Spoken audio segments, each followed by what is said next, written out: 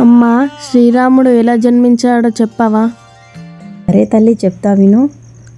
అయోధ్యకు రాజుగా ఉన్న దశరథుడు ధైర్యం, ధర్మం, రాజపాలనలో ప్రసిద్ధి. కానీ ఆయనకు 3 భార్యలు: కౌసల్య, సుమిత్ర, కైకేయి. సంతానం లేకపోవడం ఆయన పెద్ద బాధ. ఒకరోజు సభలో మంత్రులు, పురోహితులు కలిసి రాజ్యానికి వారసుడు కావాలి అని చెప్పడంతో సుమంతుడు అనే మంత్రి పురోహితుల సహాయంతో పుత్రకామేష్టి యాగం చెయ్యమని సూచించారు.